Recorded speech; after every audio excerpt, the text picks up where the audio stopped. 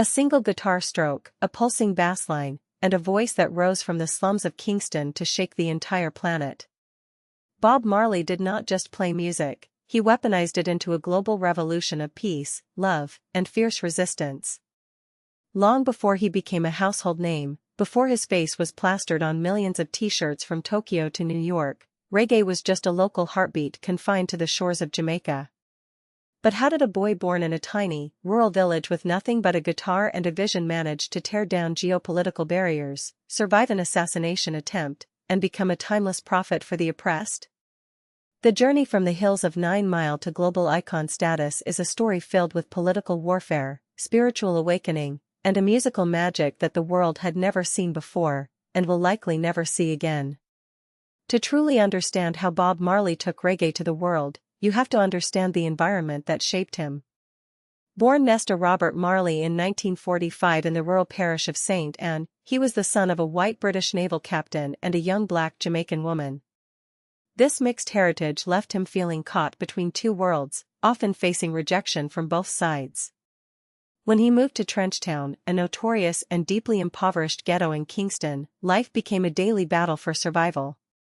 Trenchtown was a pressure cooker of political violence, poverty, and desperation, but it was also a boiling pot of immense musical creativity. It was here, amidst the concrete and the chaos, that Bob met Bunny Wailer and Peter Tosh. Together, they formed the Wailers. They didn't have fancy instruments or recording studios, they had their voices, an old acoustic guitar, and a burning desire to speak truth to power. At the time, Jamaican music was evolving rapidly, moving from the fast-paced dance rhythms of ska and rocksteady into something slower, heavier, and far more hypnotic, reggae. This new sound wasn't just for dancing, it was the soundtrack of the streets.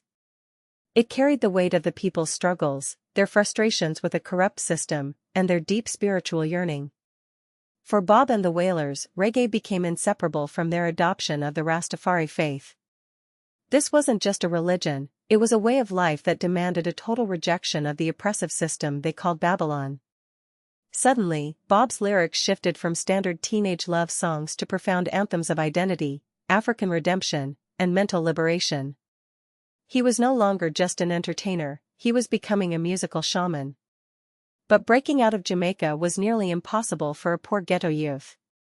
The global music industry in the early 1970s was dominated by rock, pop, and disco. Western record executives had no idea what to do with dreadlocked musicians singing about revolution and jaw. That was until a fateful meeting with Chris Blackwell, the founder of Island Records. Blackwell saw something in Bob Marley that no one else had caught yet, a charismatic rock star trapped in a reggae musician's body. He gave the Wailers an unprecedented advance to record an album, a massive gamble at the time.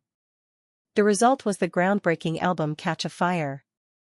Blackwell did something revolutionary, he marketed reggae like rock music, mixing the heavy Jamaican bass with overdrives of rock guitar to appeal to international audiences. It worked. Tracks like Concrete Jungle and Stir It Up introduced the world to a completely new sonic universe. Just as the world was beginning to notice, internal tensions fractured the original Wailers, with Peter Tosh and Bunny Wailer leaving the group. But instead of falling apart, Bob Marley stepped directly into the spotlight as a solo frontman, backed by the incredible vocal harmonies of the I3s and the flawless, driving rhythm section of the Barrett Brothers. The release of the album Natty Dread solidified his status. When Eric Clapton covered I Shot the Sheriff and watched it climb to number 1 on the global charts, the floodgates opened. People started looking for the man who wrote the song, and they found Bob Marley. He wasn't singing empty pop hooks, he was singing about standing up for your rights, fighting against oppression, and finding spiritual unity. As Marley's international fame skyrocketed, his home country of Jamaica was spiraling into a brutal, bloody civil war between rival political factions.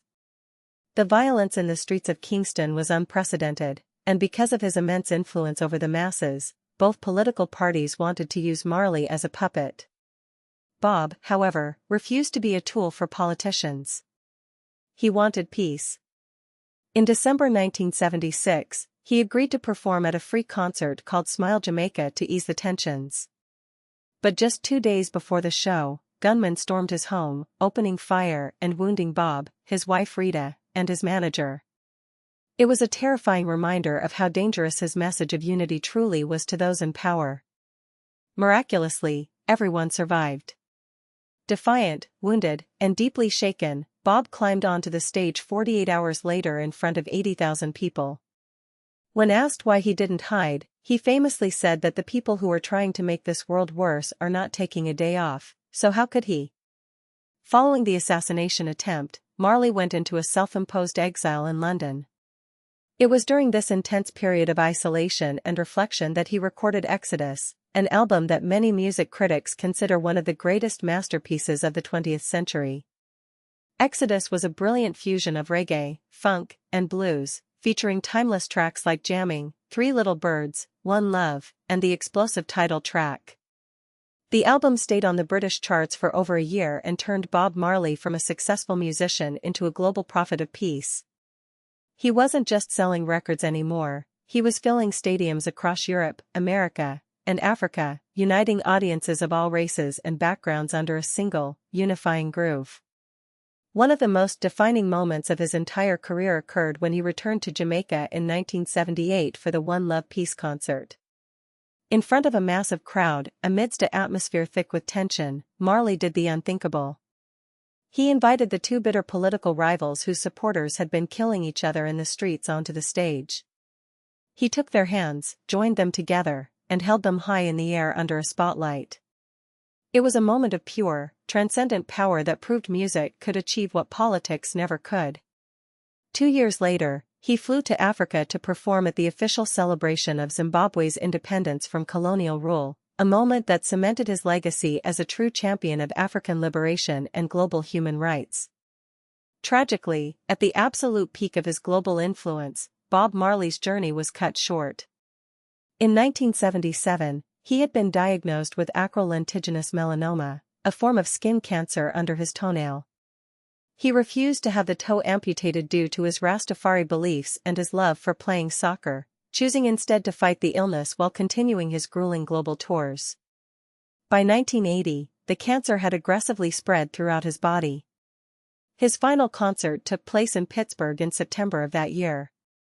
On May 11, 1981, at the young age of 36, the king of reggae passed away. His final words to his son Ziggy were a powerful reminder of his worldview: money can't buy life. Though his life was short, the legacy Bob Marley left behind is eternal. He took a localized, underground genre from a tiny Caribbean island and transformed it into a universal language of freedom, love, and resistance. Decades after his passing, his songs still echo through the streets of every continent, inspiring those fighting against injustice and comforting those looking for peace. His story is a powerful testament to the fact that no matter where you come from, or how little you start with, a message built on truth, authenticity, and love can change the world forever. If you enjoyed diving deep into the incredible journey and global impact of Bob Marley, please make sure to subscribe to the channel, leave a like on this video, and turn on notifications so you never miss another deep dive into music history.